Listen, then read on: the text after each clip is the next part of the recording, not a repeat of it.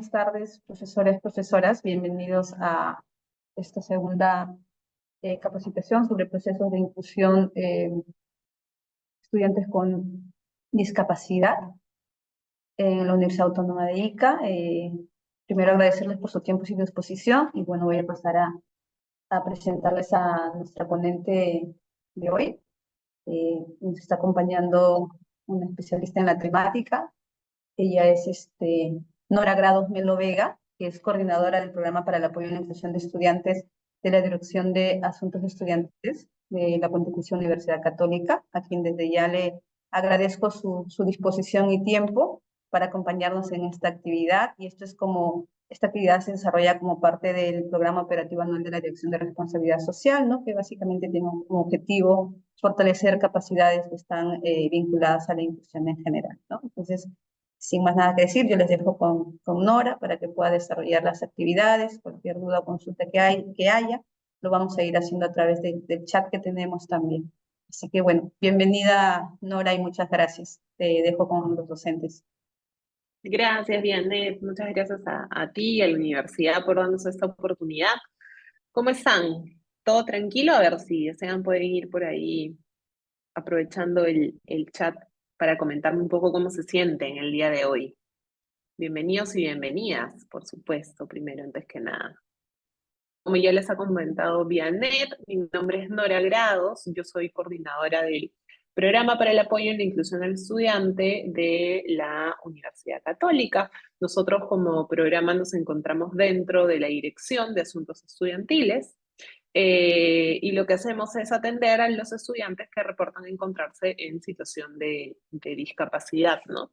En nuestro caso, aquí en la universidad lo pueden reportar al momento que ingresan a la universidad, ya sea por la modalidad de admisión de discapacidad, puede ingresar también por la vía regular de admisión y también luego reportar que se encuentra en situación de discapacidad. O muchos de nuestros estudiantes también van descubriendo en el camino, ¿no? Una vez que ya empiezan a estudiar, empiezan a reconocer ciertas características que les pueden empezar a llamar la atención y es ahí donde recurren a aportes de distintos especialistas y bueno, en muchos de sus casos reciben un diagnóstico. Entonces nosotros como programa estamos dentro de la Dirección de Asuntos Estudiantiles, que es una dirección que se encarga de cuidar el bienestar general de todos los estudiantes, ¿no? Somos una unidad de servicio que también brinda acompañamiento y consejería psicológica, atención en temas de salud. Tenemos también una oficina de apoyo y promoción social, empleabilidad, deportes, ¿no? En fin, es una dirección bastante grande, ¿no? Y ahí es donde estamos enfocados. Y como les decía, bueno, agradezco la oportunidad de la universidad de poder compartir con ustedes un poco de nuestra propia experiencia. Además, yo tengo formación docente también, así que encantada de poder compartir con ustedes estas estrategias para poder favorecer la inclusión en el aula, pero pensando también qué es lo que hacemos nosotros desde nuestro rol docente, cuál es la concepción que tenemos de nuestros estudiantes y qué hacemos en nuestro día a día, ¿no? Tenemos que mirar y atender únicamente a la característica de un estudiante en particular, o más bien lo que podemos hacer es valorar sus características y aprovecharlo como una oportunidad de aprendizaje para todos los demás, ¿no?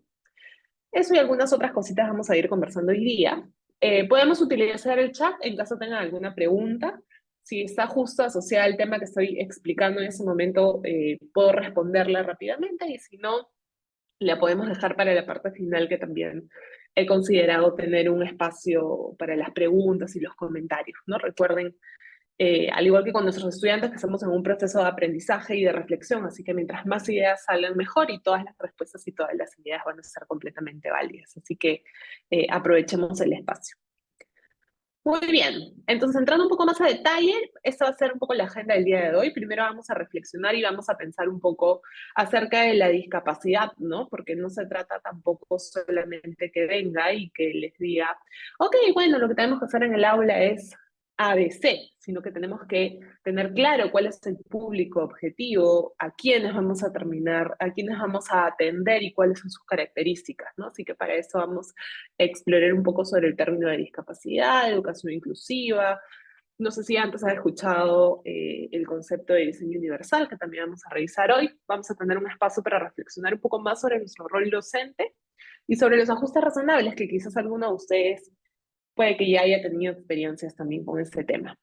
Entonces, bueno, para empezar, lo que les voy a pedir es que si viene una persona y les pone enfrente, así como yo en esa oportunidad del término discapacidad, ¿cuáles son todas aquellas palabras o ideas que se les vienen a la mente? Vamos a colocarlo eso en una aplicación que se llama Mentimeter, entonces si desean pueden hacer con su celular, si quieren más cómodo escanear este QR, si no ahorita voy a poner la pantalla también con la página web para que puedan entrar y colocar, ¿sí? Ya. Pueden entrar también a la página web, aquí arriba dice menti.com y colocar este código. La idea es que coloquen toda la cantidad de palabras que se les vengan a la mente cuando escuchan ese término de discapacidad y mientras más coincidencias hayan, la palabra se va a ir haciendo cada vez mucho más grande, ¿no? Así que vamos a ver qué sucede. Tenemos un par de minutos para colocarlo. Cuando estén listos ya pueden entrar. Muy bien, ya tenemos algunas respuestas que creo que nos pueden ayudar. Ujú, ujú. Ok, muy bien. Lo genial de esta dinámica es que nos permite poder ir eh, encontrando coincidencias entre las respuestas, ¿no? Mientras más veces ustedes hayan respondido la palabra limitación, más grande se ha ido colocando esa palabra, ¿no? Y vemos que quizás el término que más ha coincidido entre ustedes es el de habilidades diferentes, ¿no? Que también veo que por ahí en el chat Héctor también nos ha compartido personas con habilidades diferentes, Nilda, personas con capacidades diferentes, ¿no? Ujú. Vamos a ir viendo dificultad, habilidades especiales, individuo con habilidades, restricción, ujú. TDAH, el trastorno de déficit e hiperactividad. Lecciones de vida, ayuda, terapias, diversidad, qué importante ese término también, ¿no? Lesión, impedimento, habilidades diferentes, dificultad, limitación, falta de capacidad, condiciones físicas. Ok, y acompañada de diferentes términos, pero me parece que también el término especial se está repitiendo con bastante frecuencia, ¿no? También. Ujú. Ok, Roxana también nos dice, el TH no es discapacidad. Ahora también lo vamos a revisar y a conversar, no se preocupen. Ok, sí, muchas gracias. Muchas gracias por todos sus comentarios en, en el Menti, en esta aplicación que se llama Menti. Muy bien, quise plantear eso como dinámica de apertura porque creo que es bien importante recordar que nuestras concepciones, en este caso, van a estar siempre alimentadas por nuestro entorno, por la forma en la cual nos hemos educado, por la cultura de repente en la cual nos hemos criado y nos hemos desenvuelto, por diferentes ideas de los padres, de la propia sociedad, ¿no? Y muchas veces este no es un proceso 100% consciente, sino por el contrario. Sucede de manera muy natural, ¿no? Y que si no nos detenemos a pensar sobre el mismo y sobre los propios pensamientos, vamos a empezar a ver lo que se va a evidenciar de una u otra manera en nuestro día a día, en la forma en cómo nos vamos aproximando con nuestro entorno, ¿no? Entonces es muy importante detenernos a reflexionar sobre el término discapacidad, cómo surge, qué es para mí la discapacidad y por lo tanto, si para mí significa una cosa, es posible que la forma en como yo me aproxime a las personas con discapacidad tenga ciertas características, ¿no? Y si para otra persona tiene un significado distinto, la forma en que se aproxime va a ser también distinta, ¿no? Y en el caso de ustedes como profesores, ¿no? La forma en la que atiendan a sus estudiantes, en la que diseñen sus propias clases, en la que diseñen sus evaluaciones, en fin, todo va a variar a partir de las concepciones, ¿no? Entonces, algo que sí es muy importante de recordar entonces es de dónde viene ese término de discapacidad, ¿no?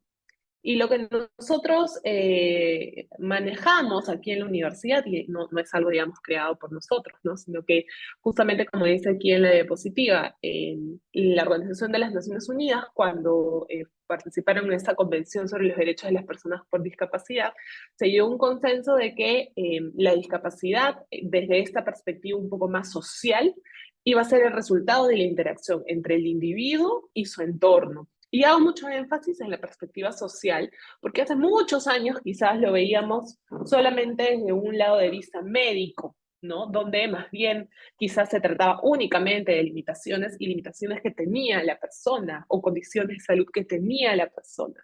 Pero hoy en día sí, a partir de diversas investigaciones y diferentes discusiones sobre el tema, sabemos que es más bien, no es la persona con discapacidad o la persona que se encuentra discapacitada, que también es un término que quizás en muchas ocasiones sale, ¿no? Sino que es una persona que se encuentra en situación de discapacidad, porque la discapacidad va a venir a partir de las barreras que te pone el entorno, ¿no? Entonces, más bien estamos hablando de una condición que pueden tener los seres humanos cuando intentan tener esta interacción con la sociedad, ¿no? Cómo es que se van identificando diferentes barreras y son estas barreras las que impiden finalmente que las personas puedan participar de manera plena y efectiva con toda la sociedad, con las mismas oportunidades y con las mismas condiciones, ¿no?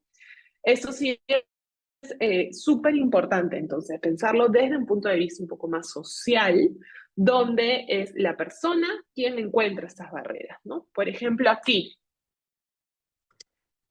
¿qué barreras podría estar enfrentando esta persona que se encuentra en silla de ruedas? A ver, ¿qué dice? Pueden irlo poniendo en el chat.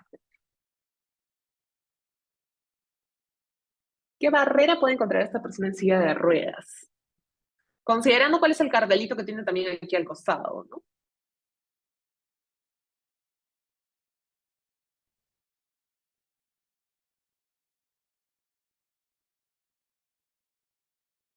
Ujú. Menos oportunidades, ¿por qué? De hecho, si vemos en el cartel, y eso sucede muchas veces, ajá, sí, Roxana, en la vida real, quizás la salida y el único medio también para moverse por el edificio sea solamente utilizando la escalera. Entonces, esta persona en silla de ruedas se encuentra con una barrera porque no tiene la posibilidad de acceder a otro piso de manera autónoma, ¿no? Porque no tiene la posibilidad de utilizar quizás un ascensor, en fin, diferentes dispositivos que existen hoy en día para poder moverse de manera completamente libre quizás por el espacio, ¿no? Así es, estamos hablando de un tema, una medida de accesibilidad, la persona no se puede mover de manera autónoma por donde necesite, ¿no? Ahí es donde encuentra una barrera porque no hay una rampa según el ejemplo y esta situación que estamos planteando, ¿no?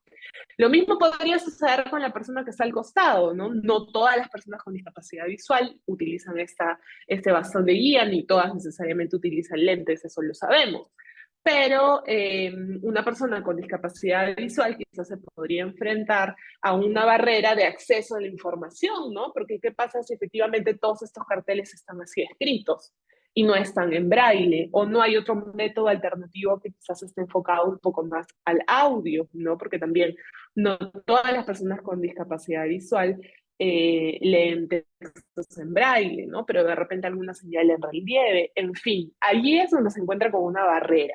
La persona en silla de ruedas se puede encontrar con una barrera arquitectónica al no poder desplazarse de manera autónoma por la existencia de rampas, y la persona con discapacidad visual se podría encontrar alguna barrera de acceso a la información, ¿no? Porque no habrían otros métodos si es que solamente están estos carteles sin un otro tipo de señalética o formatos de audio quizás para acceder, ¿no? Entonces, ¿hasta ahí estamos o alguna consulta sobre la definición puntual de discapacidad? Ustedes me dirán.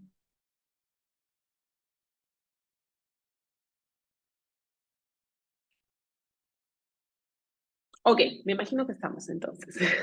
Ok, ya, perfecto. No hay ningún problema. Muy bien, entonces, vamos a retomar lo que les comentaba de los términos, ¿no? ¿Qué términos utilizo entonces para poder referirme a estas personas con discapacidad, en verdad tienen una habilidad diferente, una habilidad especial, ¿no? Les quiero compartir justo un video que construimos aquí junto con la Asociación Capaz, aquí en la oficina, donde justamente un estudiante en situación de discapacidad compartía su propia experiencia al respecto, ¿no? Espero haberlo compartido con audio, sí, sí está.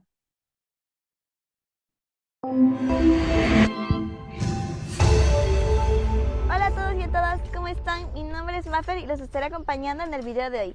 Bienvenidos a los Talleres Conecta, creados por la Asociación de Capaz con el apoyo de la Dirección de Asuntos Estudiantiles de la PUC. ¿Ustedes se han preguntado de qué hablamos cuando hablamos de discapacidad? Fácil, es una cuestión de perspectiva. A ver, hagamos un ejercicio. Piensen en la comida que más les gusta. ¿Lo tienen? Perfecto. Ahora, piensen en el por qué la hace tan especial. ¿Será por la sazón de alguien? ¿O el lugar donde la disfrutan? Ya me dio hambre. Pausa. Ahora les quiero explicar algo muy importante. Cada uno de nosotros tiene su propio significado de la palabra especial. Por ejemplo, cuando alguien es muy cariñoso con nosotros o se pone muy especial. El lenguaje importa mucho.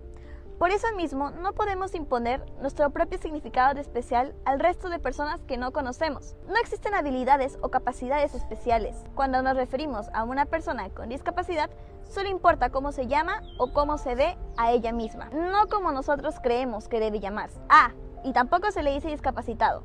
Eso no nos define, ¿no? Ya se van a dar cuenta. Muy bien, entonces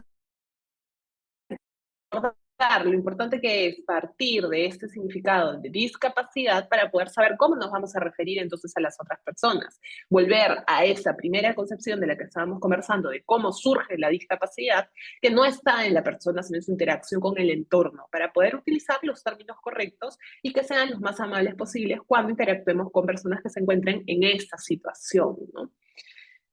Sí, muy bien. Entonces, vamos a pensar, los quiero invitar a todos en este momento a pensar en el contexto universitario, ¿no? Justamente en la Universidad Autónoma de Ica, de repente, o en cualquier otro contexto universitario que ustedes se imaginen. Pensemos un poco en qué barreras son a las que se pueden enfrentar de manera frecuente nuestros estudiantes, ¿no? Estamos hablando de barreras de comunicación, donde de repente todas nuestras comunicaciones son por correo electrónico, pero además, estas comunicaciones por correo electrónico no son accesibles, ¿no? A nivel arquitectónico, quizás para una persona que sea usuaria de una silla de ruedas. En fin, pensemos y llevamos una pequeña lluvia de ideas en el chat, donde sí les voy a pedir la participación a la mayoría sobre cuáles son estas barreras que en el contexto universitario se pueden enfrentar nuestros estudiantes.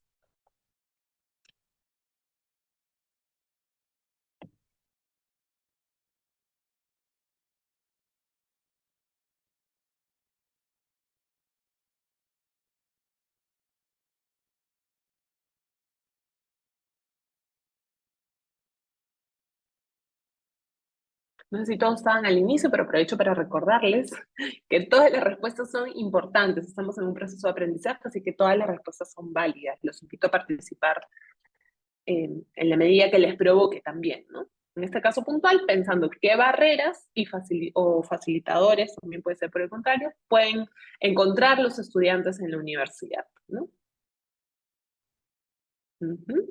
Gracias a quienes ya participaron. Ujú,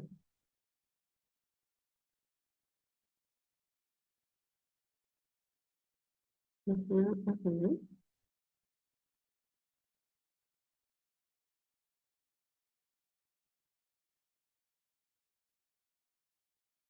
ujú.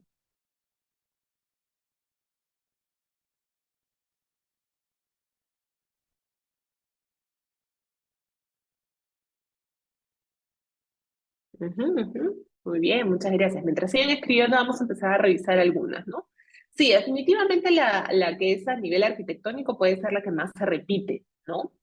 Y por más que sabemos que hay leyes y hay normativas, se trata de pensar constantemente en cómo genero esos espacios más accesibles, ¿no? O accesibles casi en su totalidad en cualquier momento, ¿no? La vez pasada, por ejemplo, nosotros aquí se nos había presentado una situación, porque claro, tenemos baños para personas con discapacidad, pero teníamos un estudiante con acondroplasia, ¿no? Que son las personas de talla baja, y que aún así no alcanzaba al lavadero de manos, por ejemplo, ¿no? Entonces nosotros decíamos, ok, entonces este baño es realmente accesible o no es realmente accesible, ¿no? ¿Cómo debería ir el lavadero? ¿Qué altura debería tener?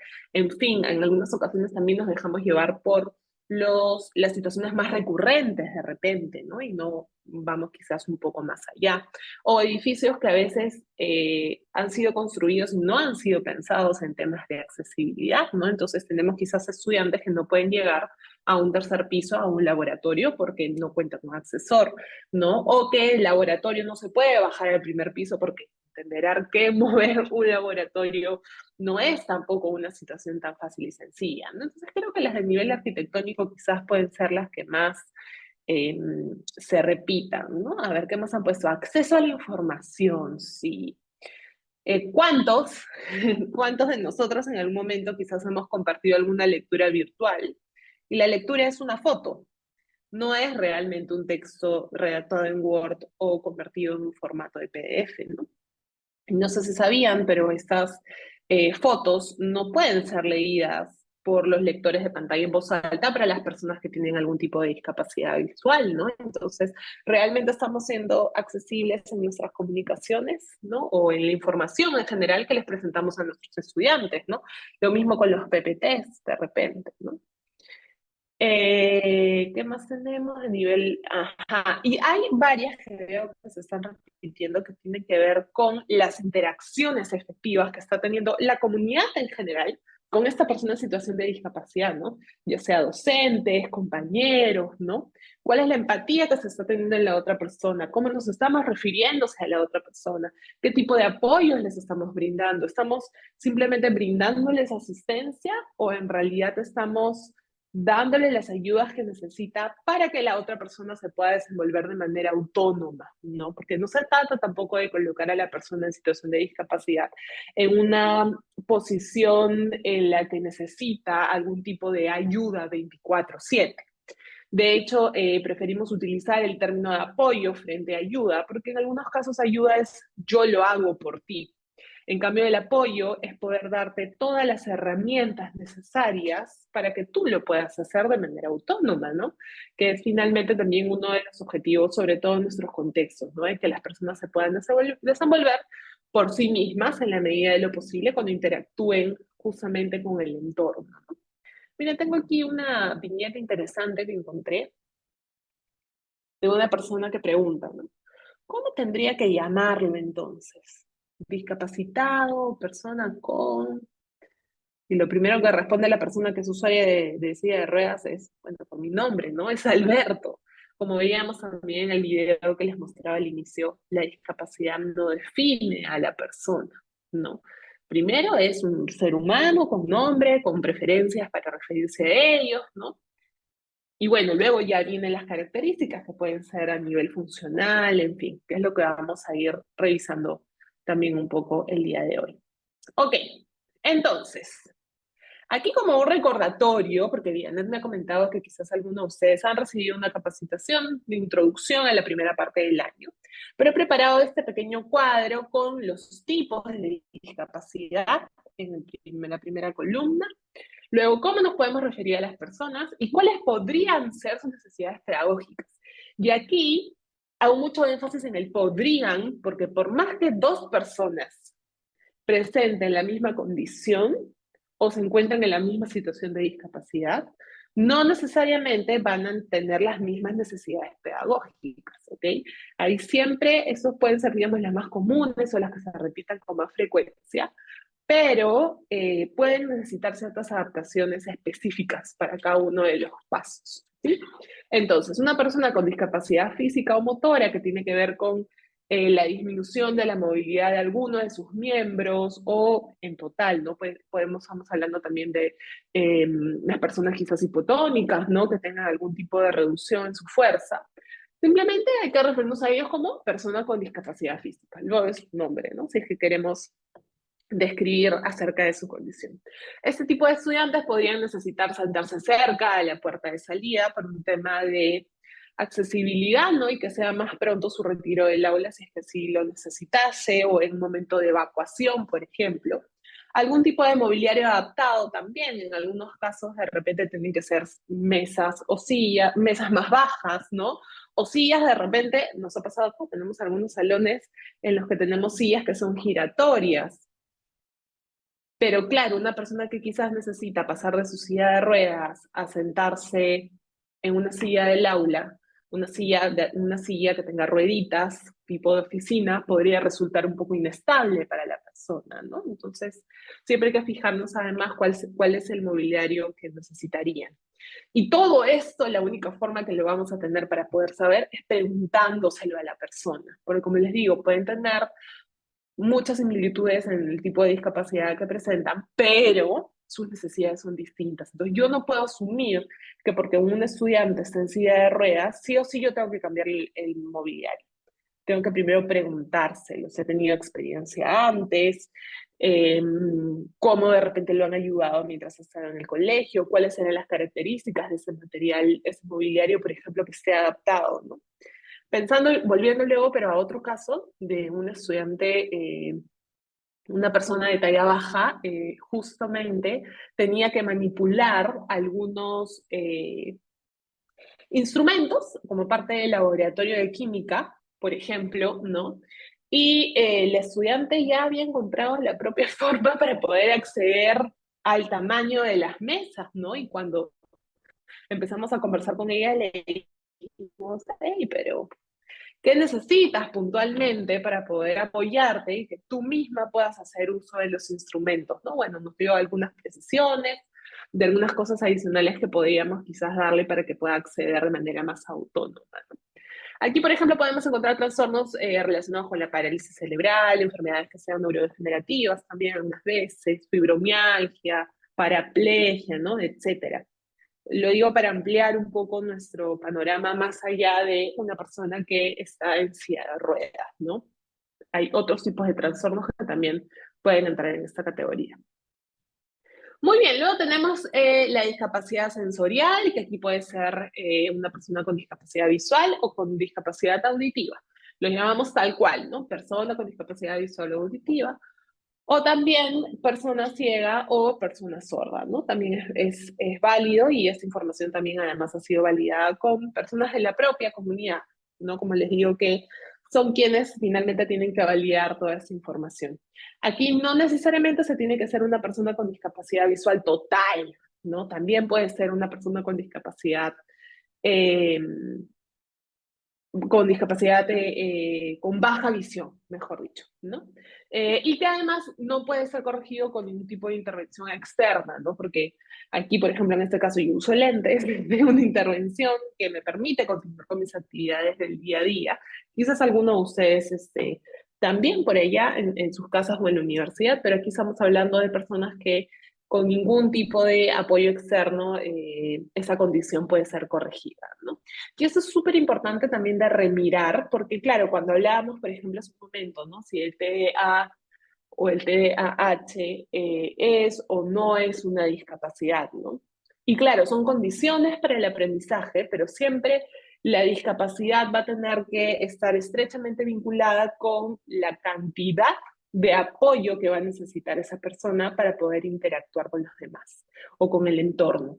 Entonces, aquí una persona con visión baja, en este caso como yo, me pongo los lentes y listo, puedo continuar realizando mis actividades, ¿no? Pero quizás una persona con visión baja de un ojo y con pérdida de visión total por el otro puede necesitar algún tipo de guía, por lo tanto, podría ya autoconsiderarse como una persona con discapacidad. En fin, aquí podemos conversar un montón también sobre cómo se percibe cada una de las personas. Ok, ¿qué podría necesitar la grabación de clases? Porque acuérdense que de repente no le da tiempo de tomar todos los apuntes que sean necesarios. Entonces, brindarle la facilidad de acceder a esta grabación de clases le permite reforzar para consolidar los contenidos luego en su casa, ¿no? Estos formatos accesibles, los que les comentaba al inicio, es en el caso de las personas con discapacidad visual, por ejemplo, ¿no? Que no baste solamente con darles puro texto. Si nosotros vamos a usar imágenes en nuestra clase, pues las imágenes tienen que estar correctamente descritas. O si vamos a utilizar un video, pensar en que el video también esté descrito o que nosotros podamos dar una breve descripción antes, ¿no? De repente ponemos un video, el video que yo les puse hace un momento, ya vamos a partir de ese ejemplo. Lo que yo hubiera podido hacer es al inicio describirles, ¿no? Ok, vamos a ver a una persona que está sentada en una silla de ruedas, en un jardín, y que nos va a contar su testimonio. Tengo que describir el contexto para que la persona con discapacidad visual pueda comprender justamente de qué se trata, ¿no? Y que no sea únicamente lo que escucha en ese momento. Lo mismo sucede para las personas con discapacidad auditiva, colocar los videos con subtítulos. Hoy en día YouTube felizmente que nos ayuda bastante con ese tema, pero no necesariamente todos los videos están ya autosubtitulados. O a veces el subtítulo no es tan preciso también, entonces eso es importante de ver. Y si fuese necesario, utilizar micrófonos, ¿no? Justo el otro día conversaba con una estudiante nueva que me decía, a mí no me sirve el micrófono porque yo no necesito escuchar más fuerte. Yo necesito que la profesora se tome su tiempo para poder hablar, que explique todo lo que está diciendo de manera mucho más pausada, porque yo me apoyo en la lectura de labios. Entonces, sí utiliza micrófono, pero igual sigue hablando súper rápido. Puede seguir sin entenderle. Por eso es que, ¿me entienden? Mientras que tengo otro estudiante que, por ejemplo, sí ha solicitado que sus profesores utilicen micrófono. Entonces son ambos estudiantes con el mismo diagnóstico, la misma situación de discapacidad, pero características distintas, ¿no? Y necesidades pedagógicas además distintas. Muy bien, una persona con discapacidad intelectual podría ser cualquiera que tenga algún tipo de deficiencia anatómica o funcional en su sistema nervioso central, ¿no? Y que esto se vea directamente relacionado con sus funciones cognitivas. Temas como memoria, ¿no? Si un estudiante con trastorno de déficit de atención requiere una gran cantidad de apoyos, podría también entrar dentro de esta categoría, ¿no? En fin, todo lo que está asociado con sus propios procesos cognitivos, ¿no? Que tiene que ver con atención, con todos los temas sensoriales, con la propia percepción, ¿no? Entonces, como ellos podrían distraerse, por ejemplo, con facilidad, es importante, si es que ellos lo solicitan, darles tiempo extra quizás en las evaluaciones, ¿no? Porque en algunos momentos podrían tener necesidad de hacer pausas también por sentirse quizás sobrecargados de tanta información. Y claro, necesitan recuperar ese tiempo, ¿no? También podrían necesitar quizás ubicarse en primera fila para poder prestar atención con más facilidad, fotografías que les sean de apoyo, indicaciones súper breves y precisas, ¿no? Varios estudiantes que ahora, por ejemplo, que les hemos ayudado en su solicitud de ajustes, decían, yo no necesito que el profesor me haga un examen distinto, yo solamente necesito que sea claro y me diga, yo necesito saber A, B, C, ¿no? Y no que quizás me dé todo un contexto para hacerme una pregunta, porque mientras más detalles, termino confundiéndome más y puedo perder el foco de qué es realmente lo que necesito responder. Y en ese sentido, los apoyos gráficos siempre van a ser de ayuda para poder ayudar al estudiante a concretizar el pensamiento, ¿no? A veces damos mucha información, pero necesitamos ayudarlos a organizar y toda la información que está sucediendo para que pueda ser más fácil que la puedan procesar y comprender, ¿no? Muy bien, luego tenemos la discapacidad visceral, que es una discapacidad que viene derivada de todas aquellas enfermedades que afectan a los órganos, ¿no? Entonces, ahí puede ser persona con discapacidad puntualmente, ¿no? Pueden ser quizás estudiantes que sean pacientes oncológicos, estudiantes que tengan alguna enfermedad hepática crónica, diabetes, ¿no? Etcétera. Todo lo que tenga que ver con las enfermedades que afecten a estos órganos del cuerpo. Por supuesto que podrían necesitar sentarse cerca de la puerta, ¿no? Quizás algún estudiante que necesite reiteradas veces salir del aula para ir al baño o recibir ese tipo de asistencia del servicio de salud, tomar medicamentos, realizar procedimientos, ¿no? También pienso en una estudiante diabética quizás que constantemente necesite estarse midiendo el azúcar, la glucosa, ¿no? Y que tenga que hacerlo quizás en el aula si que fuese necesario, ¿no? Entonces, ser flexibles ahí con este tema.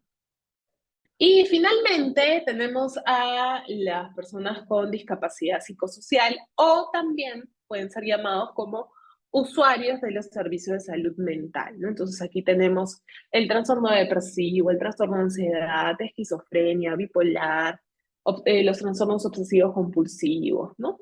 A ellos les puede ayudar mucho tomar descansos porque es más probable que haya una sobrecarga a nivel sensorial, ¿no? Mucha información, mucha gente, periodos muy prolongados prestando atención puede perturbarlos. Entonces, tomar esos descansos, permitirles salir del salón, tener un poco más de flexibilidad al respecto les puede ayudar. Audífonos de cancelación de ruido, ¿no? Porque también pueden ser hipersensoriales y pueden percibir más ruidos quizás que otras personas. Entonces, ayudarlos. De hecho, hay varios audífonos canceladores de ruidos que eliminan cualquier ruido mínimo del exterior, pero sí te permiten enfocarte en la voz de la persona que te está explicando en ese momento. Son estas cuestiones tecnológicas, a veces nos cuestan entender hasta que las usamos, porque yo tampoco no termino el hecho de comprenderlas por completo, pero sé que existen y que le funcionan a muchos estudiantes, ¿no?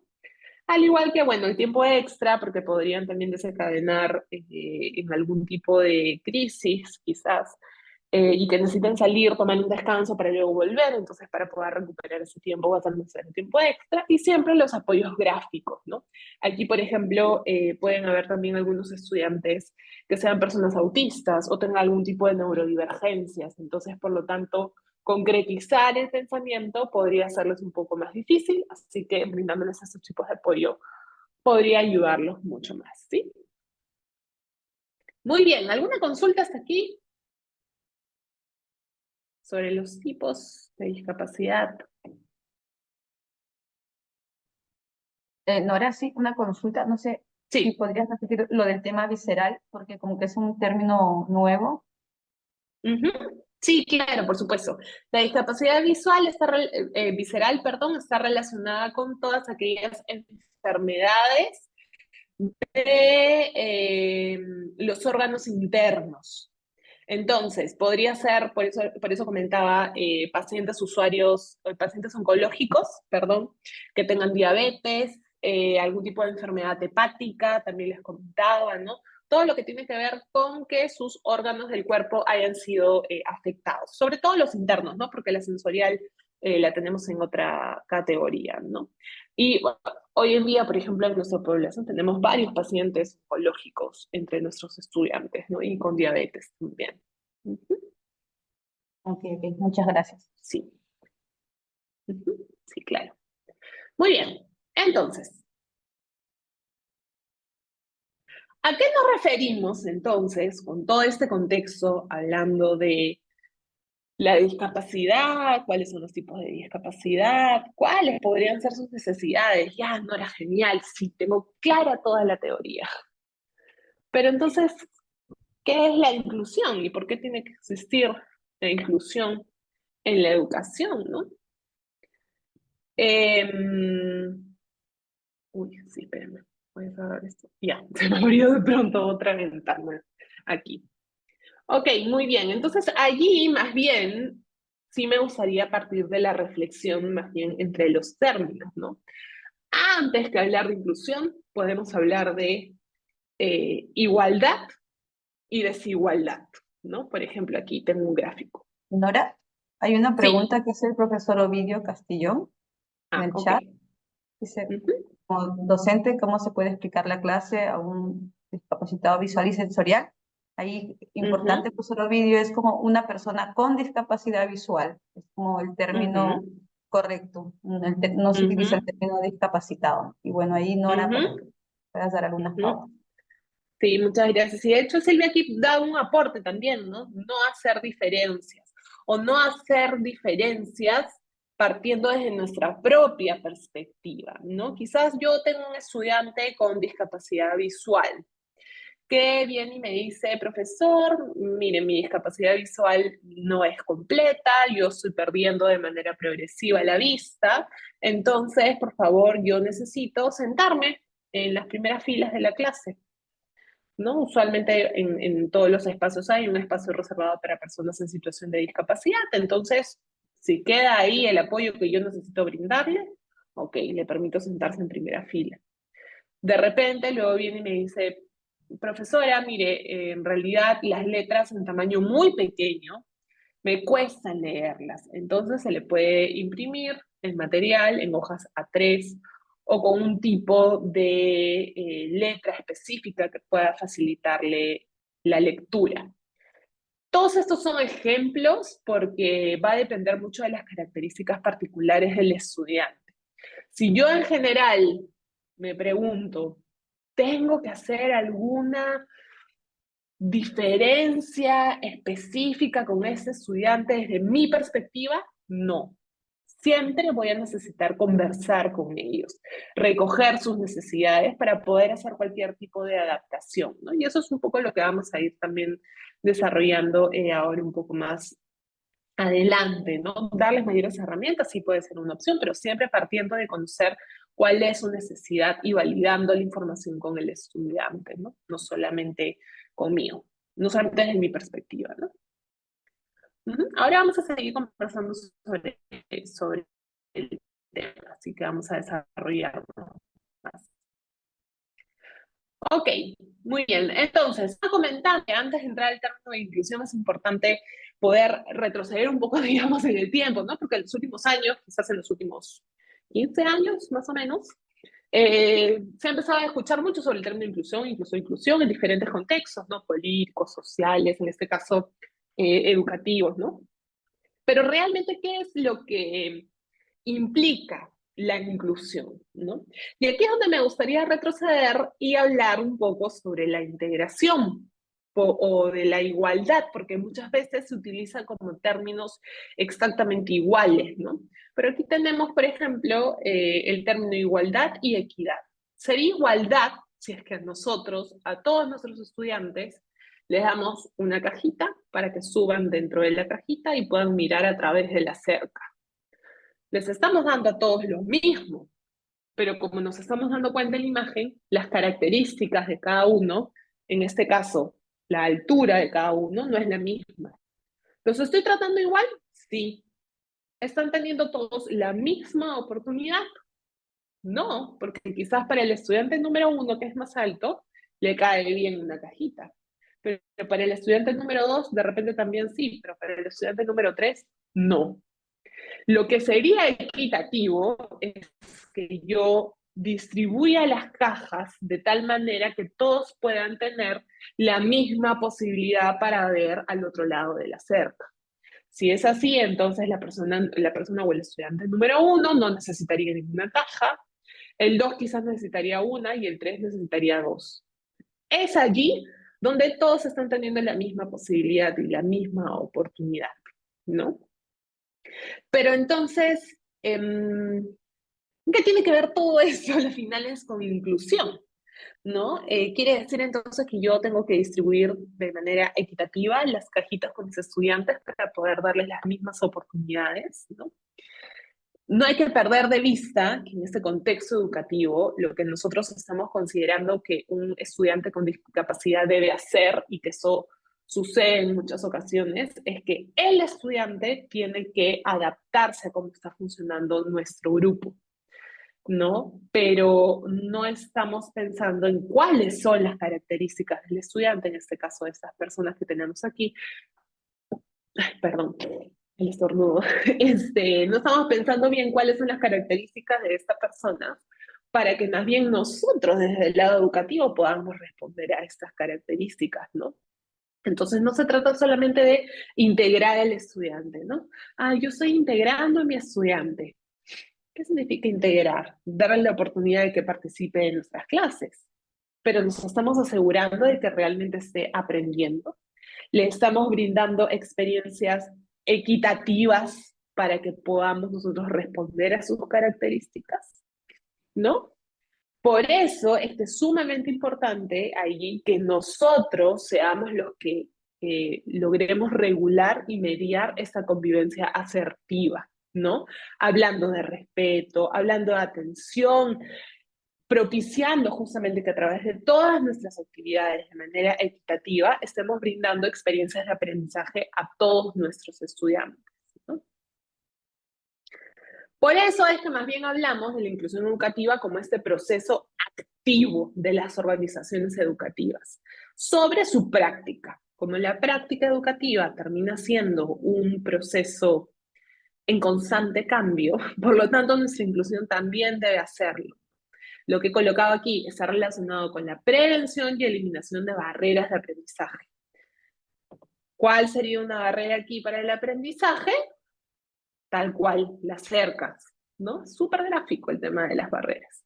Entonces, yo voy a hablar de inclusión cuando lo que hago es justamente pensar sobre esas barreras y ver la manera en cómo las elimino, para poder asegurar finalmente la participación de todos mis estudiantes, ¿no? Y no solamente integrarlo, ¿no? Te permito participar en mi clase y listo, punto final. No, como me aseguro a partir de tus características que de todas maneras estés pasando también por este proceso de aprendizaje, ¿no? A ver, voy a detenerme aquí un segundo para leer un poco el chat. Dice igualdad y equidad. Ajá, sí, Silvia, muchas gracias. Es conveniente el apoyo de terceras personas en todas las clases para mejorar su aprendizaje. Quizás cuando estamos hablando de educación básica, puede ser que muchas veces en los colegios, ¿no? Cuando los chicos están en primaria o inclusive en secundaria también en algunos casos, cuentan con ese conocido maestro sombra, ¿no? Que puede ser esa tercera persona, quizás a la que te refieres, Ovidio, quienes atienden de manera puntual y particular al estudiante con alguna condición o característica para el aprendizaje. Pero ahí entonces estamos hablando de inclusión o estamos hablando de integración. Porque si tienes una tercera persona que se dedica exclusivamente a ese estudiante, está atendiendo solo al estudiante. En el grupo, sí, por supuesto, todos están participando, pero el estudiante sigue estando fuera, ¿no? No estamos empujándolo a que pueda participar de las actividades con todos. Y para eso voy a detenerme también en pensar entonces cómo yo estoy diseñando mi clase para poder responder a las características de la mayoría de mis estudiantes, ¿no? No pensando en cómo sería mi clase ideal, sino cómo realmente me detengo y pienso, ok, este semestre tengo 40 estudiantes. Ok, no conozco las características precisas de los 40 estudiantes, pero me voy dando el tiempo y con el paso del semestre empiezo a describir que la mayoría prefiere hacer trabajos en grupos, que la mayoría es un grupo muy hablador, por lo tanto las actividades o las sesiones que apuntan un poco más a exposiciones o a expresión oral puede ser un poco más conveniente, ¿no? Muy bien. Hugo, en el caso que tengo un nivel de aprendizaje leve. A ver, no sé si me puedes ir detallando ahí en el chat un poco a qué te refieres con nivel de aprendizaje leve o si tienes algún ejemplo. Mientras por aquí entonces vamos revisando cómo podemos entonces fomentar esta educación inclusiva de la que estábamos conversando. Ofrecer las mismas oportunidades a los estudiantes, pero centrándose en las características de cada uno, ¿no? No puedo hacer actividad 1 solo para un grupo de estudiantes y actividad 2 para ti. Ahí estaríamos hablando de integración al mismo espacio, pero no estamos pensando en darles a todos la oportunidad de tener la misma experiencia, ¿no? Para ello, entonces, promover distintos espacios de aprendizaje. Mientras yo promueva más diversidad, más voy a responder a distintos estudiantes, ¿no? Por ejemplo, el semestre pasado, un curso que dictó en psicología, durante el semestre nos aseguramos de plantear distintos tipos de evaluación. Una evaluación tenía que ver con la creación de una infografía, otra evaluación era un control de lectura, otra evaluación era la creación de un podcast y otra evaluación era una exposición. Si se dan cuenta, ahí estamos apuntando a todas las posibilidades de aprendizaje de los estudiantes. Habrán quienes tengan mayor posibilidad de mostrar sus aprendizajes a través de organizadores gráficos con infografía. Habrán otros que tengan más posibilidades de participar en la exposición oral por sus propias habilidades. Pero a eso me refiero con generar distintos espacios de aprendizaje, que no se repita siempre el mismo recurso, No siempre las lecturas y las lecturas y las lecturas y las lecturas, por ejemplo, ¿no? Sino otro tipo de experiencias que les permita a los estudiantes, como su nombre lo dice, experimentar y vivenciar diferentes opciones, ¿no? Realizar trabajos en equipo, pero también de manera individual, y aquí sabemos que no todos aprenden de la misma manera. Fomentar la colaboración, respeto, empatía en general en la comunidad educativa. Y esto quiero que sepan que como docentes tenemos una parte de responsabilidad, por ejemplo, por supuesto, al ser mediadores en nuestras aulas, de que estas relaciones se den de manera efectiva, pero no somos los únicos, ¿no? Seguramente en la universidad también fomentan otro tipo de actividades, porque al final la inclusión no termina en nuestra aula, ¿no? Termina en la comunidad universitaria y en la sociedad en general, ¿no? Esto de respetar la diversidad y poder percibir como un aspecto enriquecedor para todos, en la que los estudiantes aprendan de otros sin importar sus propias características, ¿no?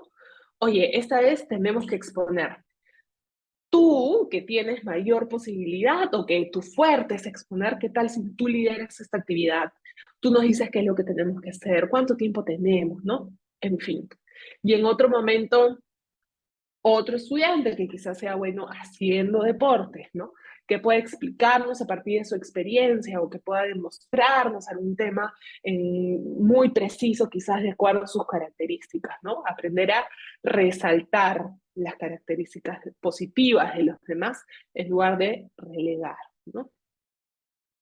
Por ejemplo, la vez pasada estaba con un grupo de estudiantes y otra profesora que estaba acompañando había programado una actividad de movimiento corporal, ¿no?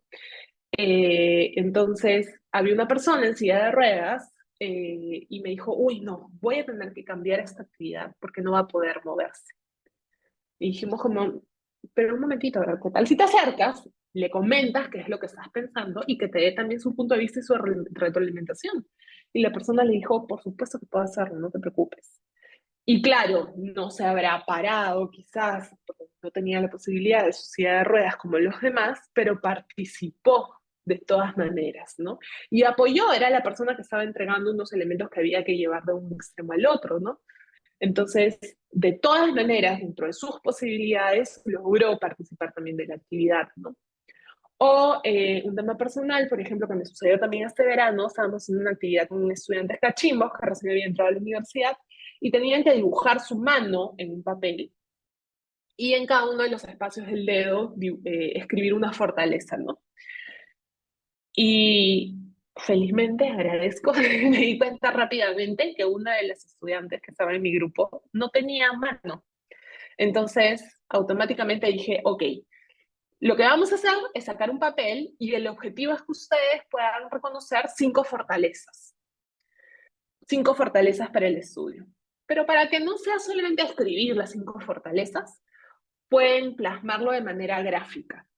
Quien desee puede dibujar una flor, puede hacer cualquier dibujo y dentro de ese dibujo tiene que colocar sus 5 fortalezas. ¿Cumplí con el objetivo? Sí. El objetivo era que los chicos puedan enlistar sus fortalezas. El medio, el dibujo fue distinto, pero inclusive fue mucho más rico porque les di más posibilidades a ellos de que puedan expresarse, más allá del típico dibujo de la mano quizás, en los que nosotros estábamos esperando que ellos puedan dibujar, ¿no? Entonces, mucho más allá, abrir un poco más las posibilidades. Eso tiene que ver entonces con educar conscientemente las diferencias y reconociendo la individualidad de cada uno y sacando sus particularidades como beneficio para todo el grupo, ¿no? Oye, qué genial que ese estudiante en silla de ruedas pudo participar también de esta actividad de movimiento y pudo pasar los elementos. Porque si ella no hubiera estado cumpliendo ese rol, nosotros no hubiéramos logrado nuestro objetivo, ¿no? Entonces siempre ayudar a hacer esa vinculación resaltando lo importante que es cada uno para el grupo, ¿no? Silvia, aquí nos dice los equipos de trabajo equilibrar las acciones, porque cada estudiante tiene diversas habilidades y fortalezas y complementan. Así es. Y eso tiene que ver con reconocer nuestras individualidades, ¿no? No todos tenemos que ser buenos haciendo absolutamente todo, ¿no? Sí. Muy bien. Entonces, importante recordar que nosotros como docentes somos mediadores de estas interacciones efectivas en el aula. Es súper importante para nosotros tener esos espacios de reflexión. ¿Qué ha pasado en mi clase? ¿De qué otras maneras puedo llegar a mis estudiantes? El semestre pasado me funcionó, por ejemplo, realizar de repente un foro virtual. Pero esta vez yo veo que mis estudiantes tienen otras características. Entonces, ¿qué pasa si el foro en podcast? O de repente el siguiente semestre yo, uy, no sé si el podcast me funcionará. ¿Qué tal si lo cambio por una exposición, por una monografía? En fin, en algunas ocasiones, y sobre todo docentes universitarios, nos pasa que como ya tenemos listo nuestro curso, nos es fácil caer en la repetición semestre a semestre, ¿no? Entonces, estos espacios de reflexión en los que tenemos que detenernos a pensar qué nos funcionó, qué podemos replicar o qué debemos cambiar, son sumamente claves, ¿no? Por eso es que menciono la diversificación curricular, la flexibilidad, la investigación, ¿no? Etcétera. Y lo importante también que es que seamos empáticos y observadores. A diferencia de una clase de la educación básica, donde de repente vemos con mucha frecuencia y durante mucho tiempo a nuestros estudiantes, en la universidad no sucede así. A veces llegamos, entramos, dictamos nuestra clase, explicamos y listo, nos vamos y ahí quedó. Quizás son pocas las oportunidades en las que tenemos para poder intercambiar con nuestros estudiantes ideas, pensamientos, concepciones, ¿no? En fin. Y también allí, con eso no quiero decir que de pronto tengamos que estrechar un vínculo súper cercano con nuestros estudiantes, ¿no? Por supuesto que no. Es difícil porque hay una línea muy delgada entre yo soy tu docente y te acompaño en este espacio de aprendizaje, pero no puedo asumir roles familiares, por ejemplo, ¿no? Entonces, como he hecho yo hoy día, un minuto quizás preguntando cómo estás, y parece mentira, pero así la otra persona te responda o no, es sumamente importante cuando estás del otro lado escuchar la pregunta, saber que del otro lado hay cierta disposición para poder atenderte también, ¿no? Entonces, en la medida que nosotros seamos observadores, vamos a poder acompañar a esos estudiantes a responder a sus características particulares de aprendizaje. A veces los estudiantes no hablan, no piden ayuda, no mencionan tampoco, y ahí está nuestro ojo fino y la experiencia de poder detectar por qué este estudiante todo el tiempo llega y recién está tomando desayuno. ¿A qué momento saldrá de su casa? ¿Está realmente prestando atención? ¿Estará comprendiendo? ¿No estará comprendiendo? ¿No? En fin, etcétera. Tantas situaciones que seguramente nos suceden en el día a día en las clases, ¿no? Ajá, sí, exacto, Silvia, sí. ¿Cómo les fue, no? Cuando los estudiantes también hacen trabajos en grupo, ¿no? Quizás no solamente decirles, me pasa a mí a veces. Ok, les doy 20 minutos para terminar el trabajo. Y justo me engancho en un correo y me pongo a responder el correo y me desconecté. Entonces, no. A veces yo misma también me regulo y digo, no, tengo que volver y tengo que desplazarme por los grupos, hacer supervisión, hacer otras preguntas, recoger sus propias experiencias, ¿no? En fin.